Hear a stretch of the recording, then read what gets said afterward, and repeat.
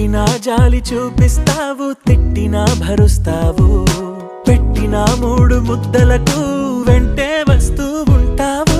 బంధాలకు భాషెందుకు కావాలి భావాంతరం, అయినోళ్లతో పోలిస్తే నీదే పెద్ద గుణం. ఓ చార్లీ వెళ్ళకు ఎప్పుడు దూరంగా ఉండై నాతోనే, ఇలగిలగా వెలుగే వచ్చింది నవ్వుల మెల్లగా.